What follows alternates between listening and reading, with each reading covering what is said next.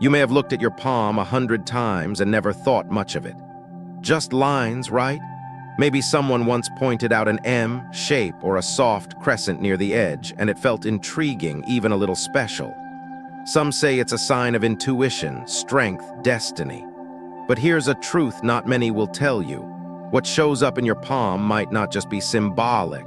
It can quietly shape how you carry energy, how you relate to others, how your mind responds to stress, and why certain patterns in your life seem to repeat themselves. And if you have either of these two markings, the M and the crescent, there's more at stake than you've likely been told. This isn't about superstition. It's about energy patterns you might already feel, but haven't yet connected to. Maybe you're someone who always feels on. You pick up on people's moods before they say a word. You carry others through their storms, yet can't explain your own exhaustion. Or maybe no matter how hard you try, your progress gets interrupted. Relationships unravel, peace slips away, and it's like life moves in circles instead of forward. These aren't random events. They often show up in people who carry deep intuitive lines, and those lines don't just appear by chance. The M is often misunderstood. It's not just a mark of strength. It can mean your nervous system is constantly on high alert, that you take on more emotional weight than you should. And the crescent, it's soft, quiet, but carries a looping energy that can leave you feeling stuck, disconnected, or chronically unsettled. This video isn't here to scare you, but to help you see what's been quietly asking for your attention, because the markings on your palm aren't promises. They are mirrors. And when you understand what they reflect, you can finally stop reacting to the same cycles and start choosing a different way forward. Part 1, when the M on your palm is not a gift. Number 1, the silent weight of always being the strong one. Some people are known for their calm, their steadiness, the way they hold everything together even when things are falling apart. You've probably been called the strong one in your family, in your workplace, among your friends. Reliable, capable, the one people go to when life gets messy. But being that person, day in, day out, comes with a cost no one ever talks about. And if the letter M appears clearly on your palm, this cost may already be showing up in your body, your emotions, and your sense of peace. The M is often seen as a symbol of leadership, of deep intuition, of someone born to carry more. And that may be true. But what no one tells you is this. It often belongs to someone who had to grow up fast, who learned early to read the room, to step up, to be the steady one while others wavered. Maybe you were the child who kept the peace when the adults didn't. Maybe you were the teen who knew how to fix things when no one else could.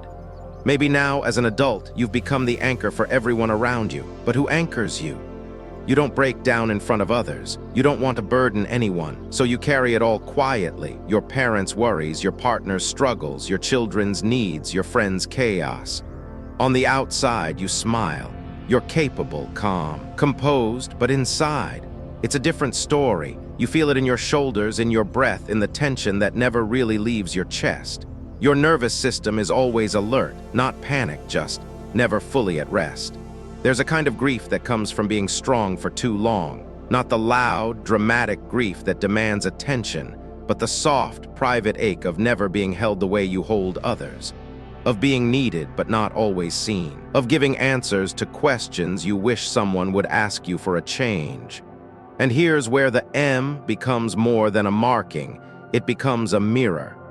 It reflects not just your strength, but your silence, your self-sacrifice, the part of you that forgets your own needs in the effort to meet everyone else's. Over time, this pattern shows up in subtle ways.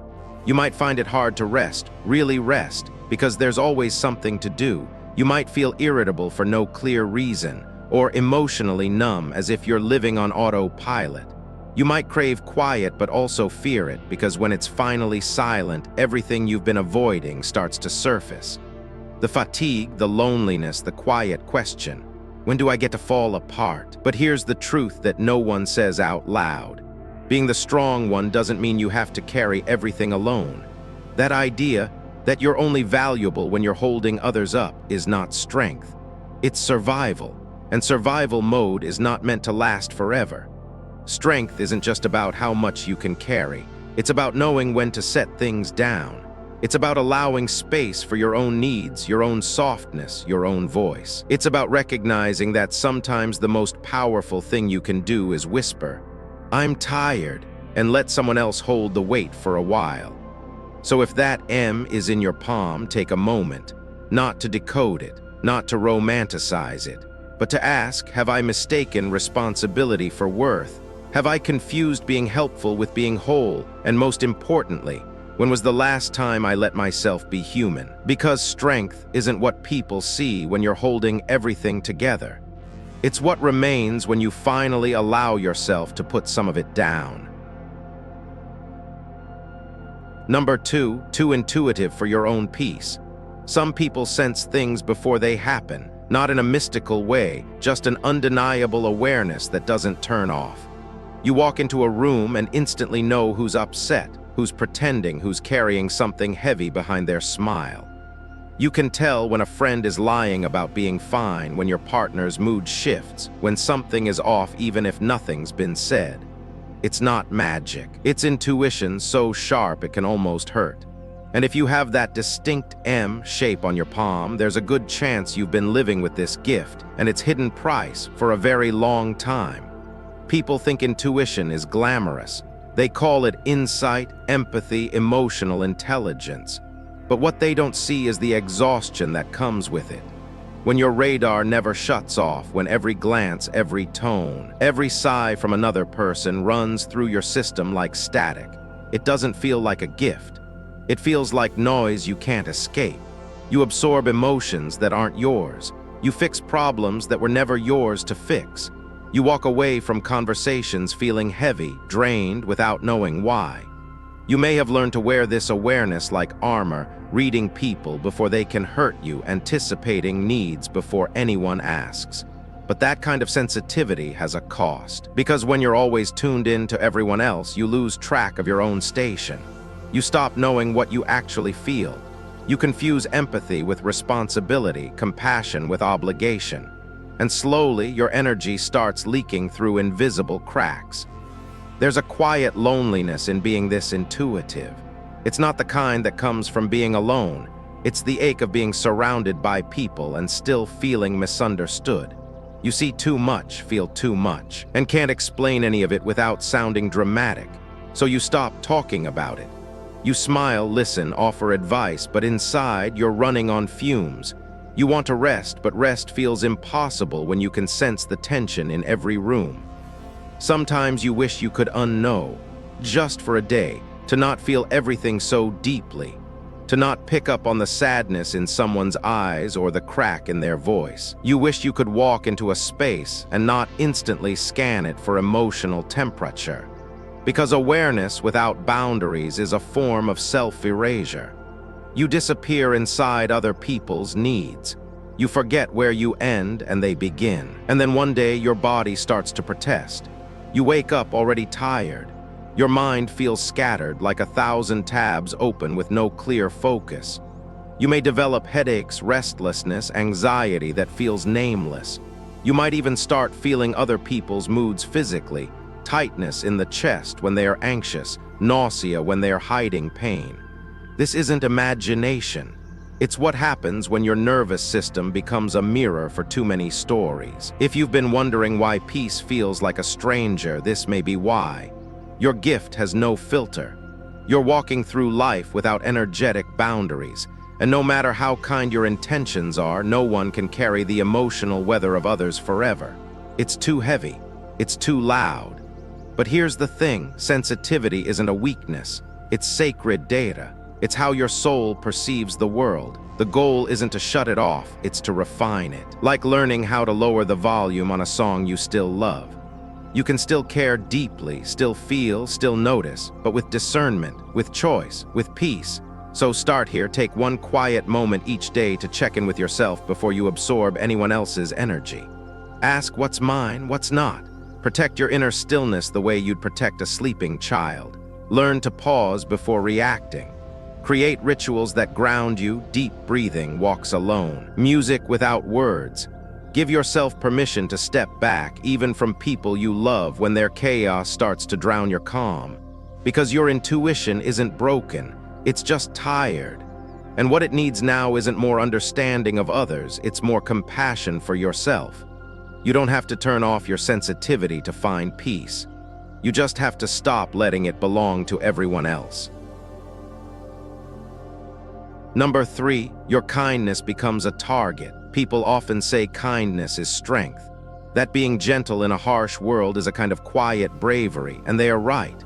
But what happens when your kindness turns into a pattern, when it stops being a choice and becomes a reflex? If you've been the one who always gives others the benefit of the doubt, who forgives too quickly, who keeps showing up even when your trust has been chipped away, this part is for you. There's something about having that M on your palm, a subtle energetic pull that draws people toward you. Not just anyone, often the ones who need healing, who are lost or chaotic. You become the listener, the fixer, the space where others unravel. And because you feel their pain so vividly, you stay longer than you should. You excuse behavior that hurts. You lower your standards in the name of love, loyalty, or just hope. You may find yourself believing that if you're just a little more patient, more understanding, more forgiving, they'll finally see your worth, that your light will change them. But that hope, so noble and sincere, becomes the hook. Because people who know how to read your heart will also learn how to twist it. They'll play on your empathy. They'll pull you in with stories, promises, tears, then vanish when the energy shifts, leaving you wondering what you did wrong. You might be the person who keeps lending money, even when it stretches you thin, or the one who keeps answering the phone, even when the conversations leave you drained. Maybe you've stayed in relationships where you constantly had to prove your value, where the love felt more like a test than a shelter. You convince yourself you're strong enough to hold on, to wait it out. But inside, there's a quiet ache. Why does caring always cost me so much? Because here's the hard truth. Some people don't want healing, they want comfort. They want the warmth of your energy without the responsibility of caring for it. And when your kindness has no boundaries, it becomes an open door. Not everyone who walks through it is meant to stay. This doesn't mean you have to become cold, guarded, or suspicious. It means learning that kindness without clarity invites confusion. That love without limits attracts takers, not givers. That the real act of compassion is not just how you treat others, but how you protect yourself from being undone by them. If you've ever blamed yourself after being used, questioning if you were too much, too soft, too naive, you're not alone. Empaths often turn the knife inward because they'd rather absorb the harm than see someone else as the villain. But here's the shift. You are not too much.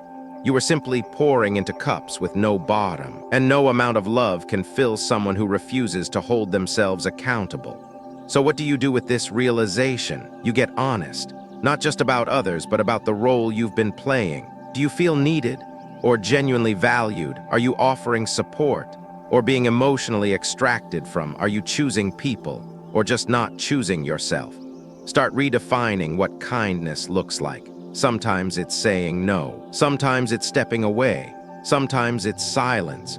Real kindness includes protecting your peace, not sacrificing it for approval. You are not here to be a permanent rescue boat for people who refuse to swim. You are not required to explain your worth to those who only show up when they need something. When you begin setting boundaries, some people will get upset, not because you've done something wrong, but because your absence disrupts their access. Let them go. The ones who truly see your heart won't ask you to exhaust it. Your kindness is still a gift. It always has been. But now it needs direction. Now it needs discernment. Because when it's guided by wisdom, not just willingness, it becomes something even more powerful, self-respecting love. Part 2, the crescent shape. Gentle curve, heavy message. Number 1, the loop that never seems to end. There's a certain kind of fatigue that doesn't come from overworking or lack of sleep. It's deeper, quieter. It's the exhaustion of moving in circles, of building something meaningful only to watch it fall apart again. Of thinking this time will be different and still ending up right where you started. And if your palm carries a soft crescent, curved like a sliver of moon just beginning to grow, you may already know this feeling all too well. This shape, often misunderstood, doesn't scream for attention. It doesn't demand drama. It rests in your hand like a quiet rhythm, a pattern that seems to echo through your life in ways you can't quite explain. You might not have words for it, but you feel it. The sense that you've been here before, that certain struggles repeat themselves, relationships that begin with promise but end in silence, dreams that almost reach the finish line before slipping away, periods of peace interrupted by storms that come out of nowhere. It doesn't mean you're failing. It means your energy moves in cycles, not lines. It rises, it crashes, it rebuilds, again and again. And while most people move through life in a mostly straight path, yours feels more like a spiral, beautiful in its own way, but often disorienting. You might wonder why stability is so hard to hold, why every breakthrough seems to carry a shadow, why the moment you start to feel grounded, something knocks you off center. This isn't just coincidence. The crescent represents a karmic loop, a kind of energetic recycling. Lessons you're here to learn don't come once and disappear. They revisit you in different forms until you no longer react the same way, until you respond with clarity instead of confusion, with grounded strength instead of wounded effort. But that doesn't make it easy. Each time you rise, it takes a little more out of you, and over time, the spiral starts to wear on your spirit, not because you're weak, but because you're tired. Tired of starting over, tired of hoping, tired of not knowing when or if the cycle will ever break. And the most dangerous part is this: eventually you may stop trying altogether. You settle, not because you're content, but because it feels safer than another collapse. You shrink your dreams, silence your intuition, avoid risk. You start calling it realistic. But deep down, you know it's not realism, it's self-protection. It's what happens when hope feels like a setup for disappointment. If this sounds familiar, take a breath. You're not broken, you're not doomed to repeat forever. But the answer isn't pushing harder, it's stepping back and seeing the pattern. What keeps coming around in your life? What do you keep ignoring, avoiding, denying? The crescent is a teacher, not a punishment. It shows up to ask, are you ready to move differently this time? Because the loop doesn't end by force. It ends when you stop clinging to the same version of yourself, when you stop reacting out of fear and start choosing from awareness, when you stop proving and start allowing. The spiral can lift you higher or pull you under. The difference is not in the world, it's in how you walk the spiral. Start gently. Notice the moment you feel that familiar emotional wave, the urge to fix, to chase, to please, to control. Pause. Ask, have I felt this before? What would I do if I weren't afraid of repeating the past? Give yourself permission to live forward, not by avoiding pain, but by walking through it without closing your heart. That's how cycles end. Not with perfection, but with presence. Because this crescent in your palm, it's not a curse. It's a curve in the story. And just like the moon, you are allowed to wane before you rise again. Number 2. Lonely in a room full of people. Loneliness isn't always loud. It doesn't always look like isolation or empty weekends. Sometimes it hides in the middle of a family dinner, in the quiet pause during a phone call, in the space between laughter and your own silence. For people with a crescent-shaped line in their palm, this kind of loneliness isn't occasional, it's familiar. And it doesn't come from a lack of company. It comes from a lack of resonance. You might be surrounded by people who care about you. You might be loved, even admired. But if your energy runs deeper than the surface, if your thoughts move in layers that most conversations never reach, there's a part of you that stays hidden. Not by choice, but because every time you try to share it, you feel the air go still. Not hostile, just blank, like the words you speak don't quite land where you hoped they would. So you adapt, you speak less, you nod more. You give answers that are easier to digest. Over time, your life starts to feel smaller, not because you want it to be, but because it's safer that way. And the more you pull back, the more people assume you're fine, because they don't see the ache that lives beneath your quiet.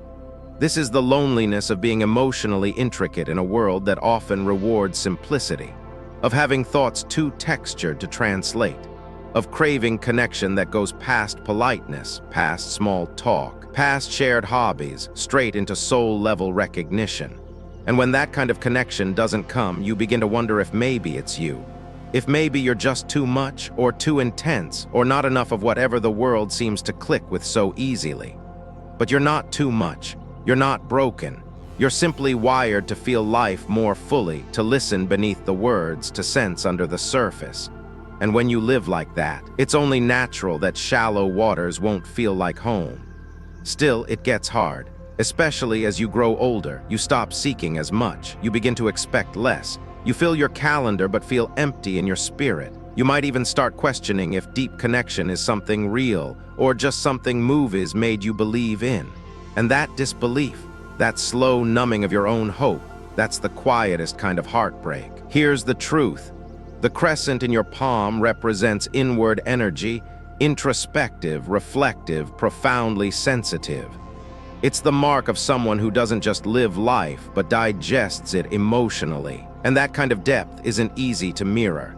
Not because you're unreachable, but because most people are still learning how to sit with their own emotions, let alone hold space for yours. So what do you do with this kind of loneliness? You stop blaming it on your presence and start honoring your design. You're not here to blend in.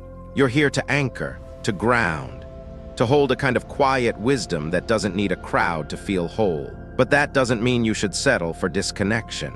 You still deserve people who speak your emotional language, who ask you how your heart is, not just how your week went. People who don't need you to explain why silence comforts you or why noise sometimes feels like chaos. People who meet you in stillness and stay there, not out of obligation, but because they feel it too. Those people do exist, and they often find each other when one of them finally chooses to stop shrinking.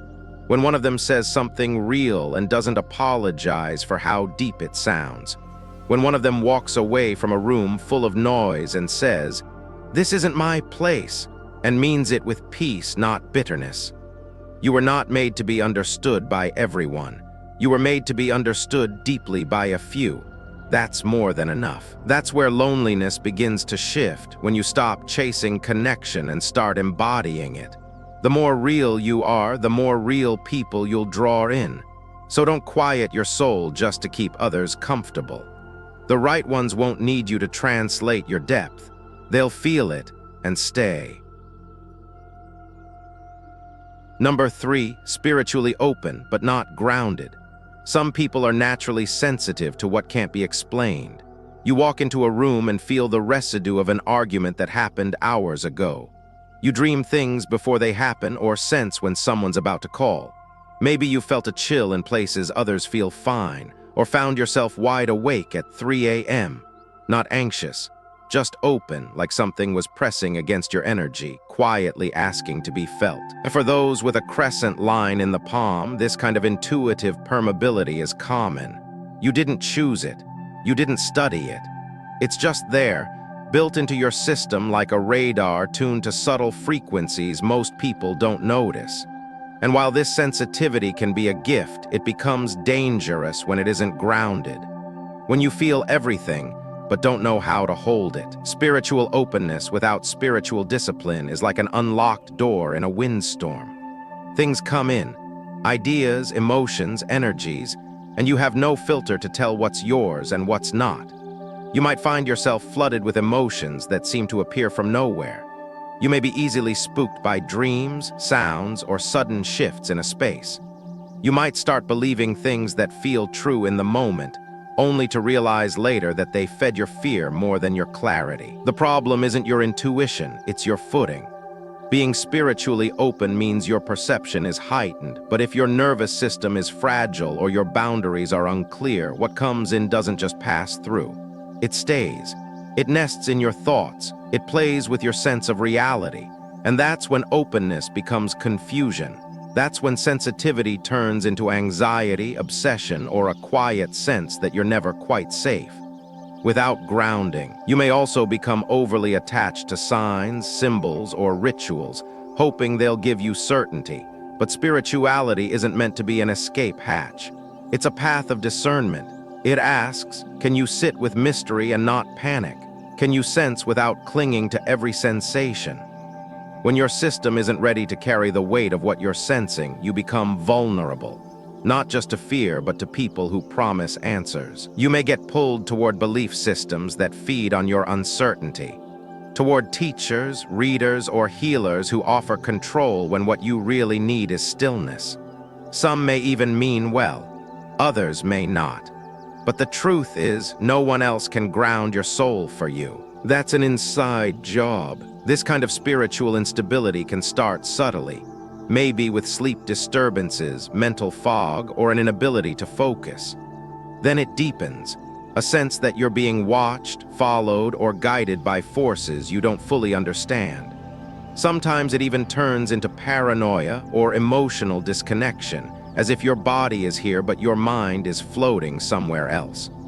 And in moments like that, your crescent-shaped gift becomes a burden, because it's not about having access to invisible realms. It's about being steady enough not to get lost in them. Grounding doesn't mean shutting down your intuition. It means anchoring it. It means doing the ordinary things that pull you back into your body, walking barefoot in the grass, holding a warm mug with both hands, cleaning your space with intention. It means breathing deeper when your mind starts spiraling.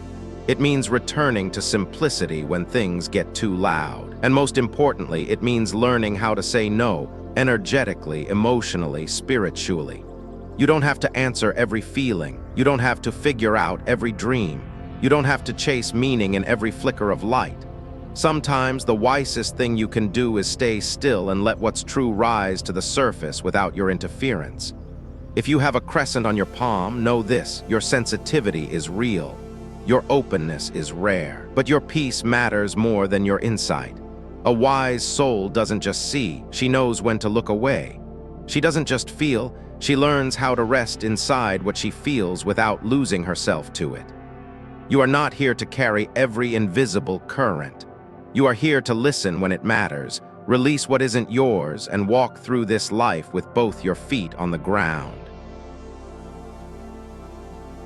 Part 3: Transforming the mark before it consumes you. Step 1. Clean your energy like you clean your home. Energy isn't always loud. Sometimes it lingers like a scent after someone's gone, a heaviness in the air you can't name, a mental fog you carry from room to room. Most people think of energy as a mood. But if you're sensitive, especially if your palm holds the M or crescent mark, you know it's more than that. It's a presence. And just like dust in a house, it gathers quietly until everything feels heavy, even if it looks clean on the surface. That's why your first step, before diving into rituals or mantras, is deceptively simple. Clean your energy like you clean your home. You wouldn't leave trash piling up in your kitchen. You wouldn't keep using dishes that haven't been washed. But too often we live in spaces carrying the weight of arguments, illnesses, losses, or old identities. The energy clings to walls, corners, even objects, and without realizing it, we keep breathing in that atmosphere day after day, wondering why we feel anxious, unfocused, or unmotivated. It starts small. You wake up feeling off but can't explain why. You avoid certain rooms, you delay creative projects, you get short-tempered over things that don't usually bother you. You crave silence, but your inner world won't quiet down.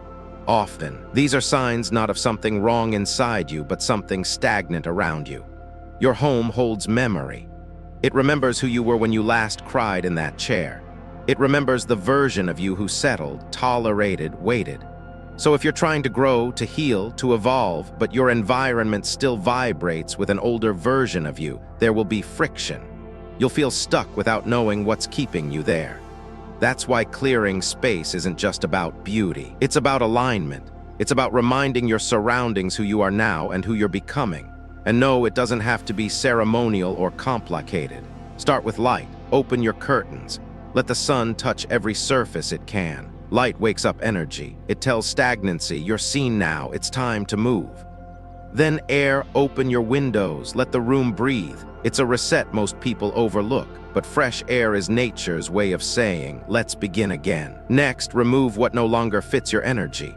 Not just clutter, but items that hold stories you've outgrown. The gift from someone who hurt you, the dress you no longer feel beautiful in. The blanket you held during your loneliest season. You don't have to throw them away in anger, but let them go with clarity. Keeping objects tied to old pain is like inviting the past to sleep in your bed every night. Then comes scent. Burn sage, Palo Santo, or simply light a candle with intention. Diffuse oils that calm your system, lavender, cedar, frankincense, not to mask energy but to invite a new one in. A scent that says, this space is sacred, this space is safe. And most importantly, move things. Energy gets stuck in unmoved corners. Shift your furniture even slightly. Rearrange your desk. Add something alive like a plant, or something reflective like a clean mirror. You're not decorating. You're declaring this is no longer a place of survival. This is a space for thriving. Because here's what's often missed: your energy doesn't just come from within. It's in constant conversation with what surrounds you. And if your surroundings whisper exhaustion, regret, or stagnancy, no amount of mindset work can truly override that. You have to make space for who you're becoming, physically, energetically, and emotionally. So if you've been feeling off, scattered, or weighed down, don't rush to fix yourself. Start with your space.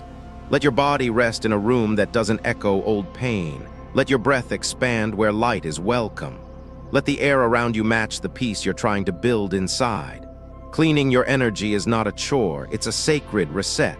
It's how you say to the universe and to yourself, I'm ready to live with clarity, not clutter. With breath, not burden. With intention, not residue. Step 2, draw emotional boundaries gently but firmly. Some people give love the way they breathe, instinctively, endlessly, without asking if there's enough air left for themselves. If you're one of them, you've probably said yes when you wanted to say maybe. You've stayed when you knew you needed distance.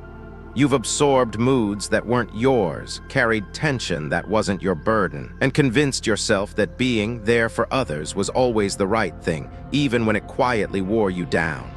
But here's what no one teaches us early enough. Love without boundaries isn't kindness. It's self-abandonment. And if you have the M or crescent on your palm, this lesson may be one you keep learning over and over again. Drawing emotional boundaries isn't about becoming cold or shutting people out. It's about protecting your energy so that your care can remain real, not resentful. It's about realizing that your empathy is a precious resource, and when it's always available without pause or discernment, it gets misused. Not always intentionally, but consistently. Think about how many times you felt responsible for someone else's mood. You sensed their sadness and jumped in. You felt their anger and tried to smooth it. You noticed their silence and filled it with comfort. And maybe you believed that's just what it means to love people well. But love that empties you isn't love, it's a performance. And deep down you know it.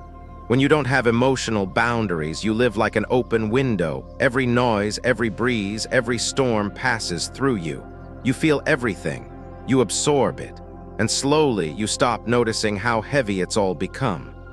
Boundaries are how you start closing that window. Not locking it shut, but placing a screen that lets light in without letting the wind uproot you. It begins with noticing where you lose yourself. Is it in conversations that leave you drained?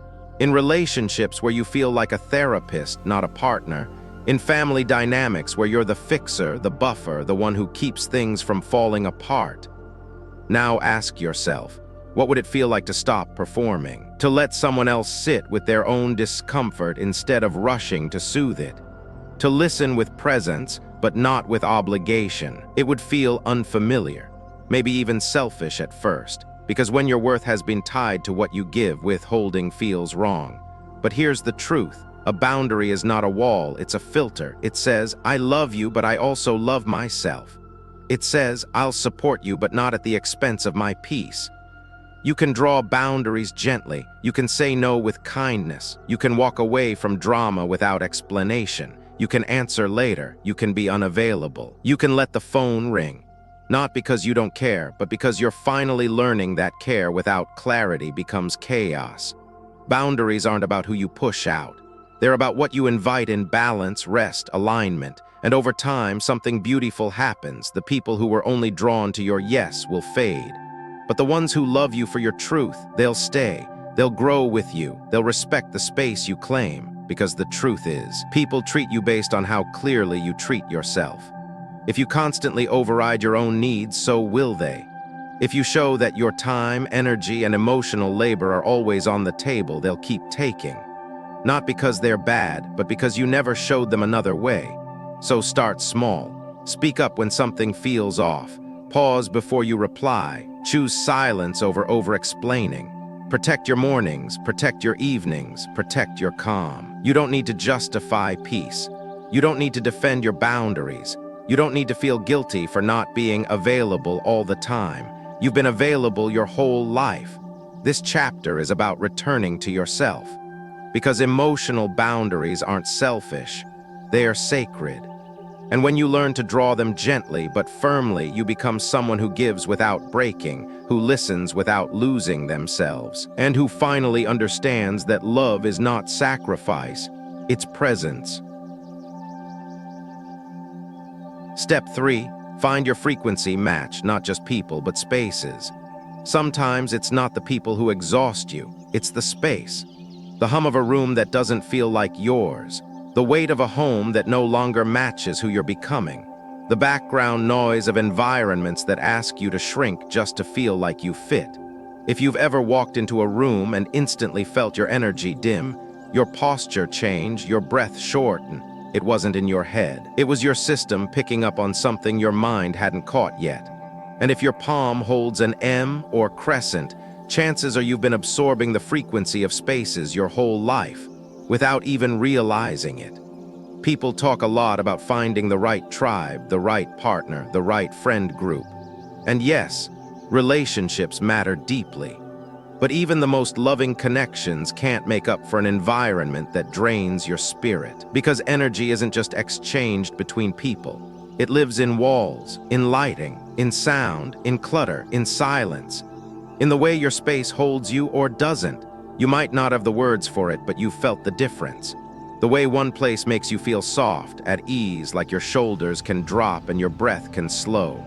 And how another, maybe brighter, louder, more polished, makes you feel like you're wearing someone else's shoes. Finding your frequency match isn't about perfection. It's about alignment. It's about asking yourself, does this place allow me to exhale, to expand, to feel safe being fully me even when I'm quiet, messy, uncertain? Look around your life, not just who's in it, but what surrounds you daily. Are the colors, sounds, textures in tune with your nervous system, or always pulling against it?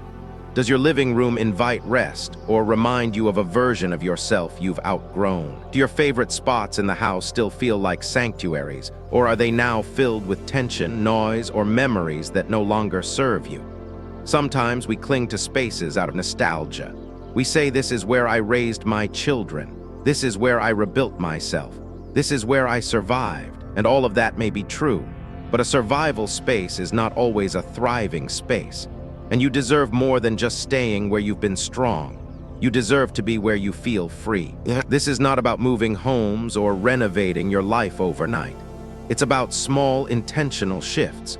Shifts that say, I'm listening to what my energy needs now. Maybe that means rearranging furniture so your chair catches morning light.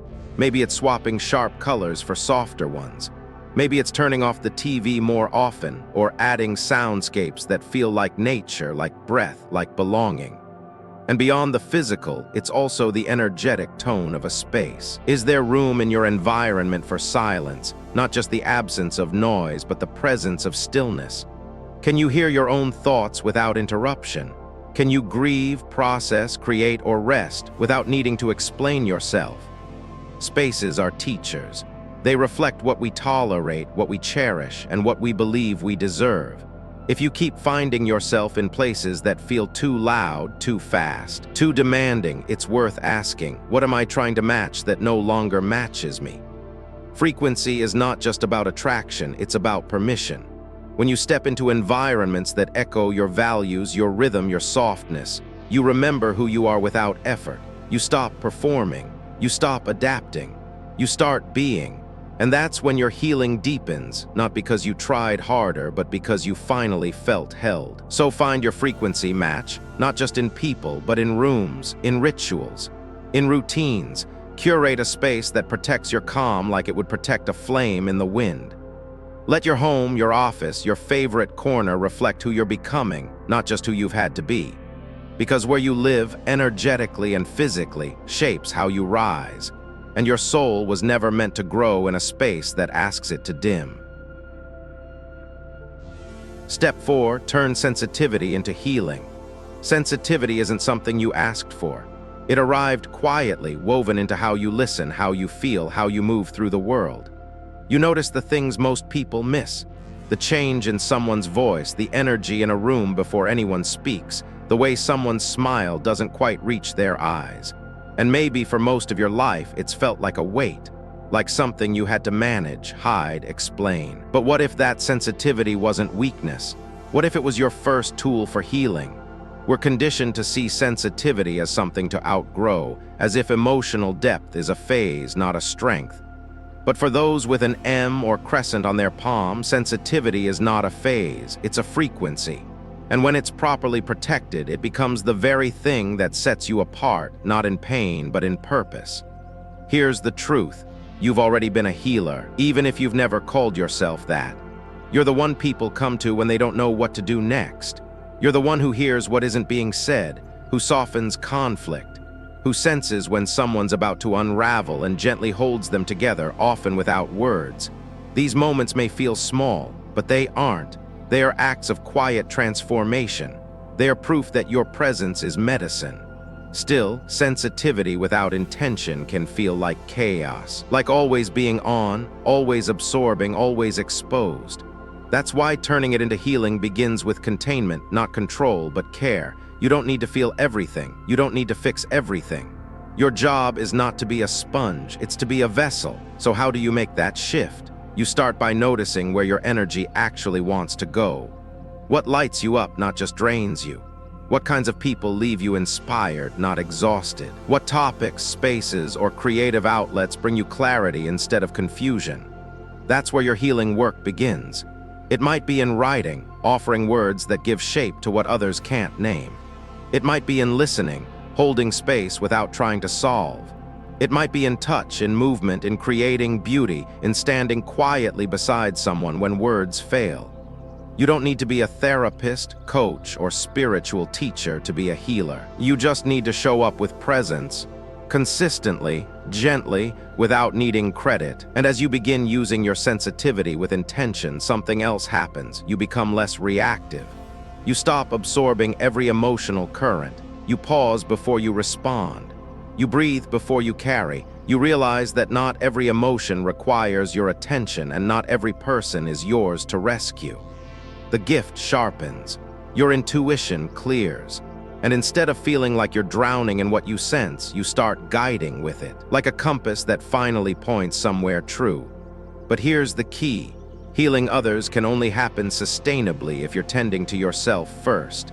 Not perfectly, just honestly. Are you resting? Are you expressing? Are you allowing yourself to feel without trying to make it useful? Because your healing power will never come from effort alone. It comes from overflow. From living in such alignment that your energy naturally lifts the room you walk into. And don't underestimate the smallest things. A kind note, a meal made with love, a playlist that softens grief, a walk where you hold space for someone's silence. These don't look like healing in the spiritual textbook sense, but they are. These are the threads that quietly mend people's faith in themselves, in others, in something steady again. So if you've spent your life feeling too much, sensing too much, being told you're too emotional, understand this. Those traits were never flaws, they were tools. Tools waiting to be held with clarity, with boundaries, with reverence. Your sensitivity is not a wound, it's a doorway. And when you walk through it with awareness, you stop asking, why am I like this? And begin asking, how can I serve with this? Not out of sacrifice, but out of fullness. Because real healing doesn't come from trying harder. It comes from being present. And no one does that more naturally than someone like you. Final, you've just traveled through a story written in your hands, but carried in your nervous system, your relationships, your silence. We talked about the M, a symbol often mistaken for a gift of strength, when really it's a sign of someone who's been carrying too much for too long, too quietly. We explored the crescent, gentle in shape but heavy in meaning, representing emotional cycles that return until they are not just survived but understood. We named what it feels like to sense too much, give too much, hope too much, without always knowing how to protect what's left of yourself. And we shifted. We moved from surviving those signs to transforming them, because these marks on your palm aren't random, but they also aren't a sentence. They are a mirror. They reflect what your spirit came here to feel, to learn, to rise from. And the more you understand that, the more power you reclaim, not to fix yourself, but to live in alignment with what's already true. Your energy, when cared for, becomes light. Your presence, when protected, becomes healing. Your path, when honored, becomes your purpose. This isn't mysticism, it's resonance, it's nervous system regulation, it's energy literacy. It's about how you move through space, what you hold, what you release, what you stop apologizing for.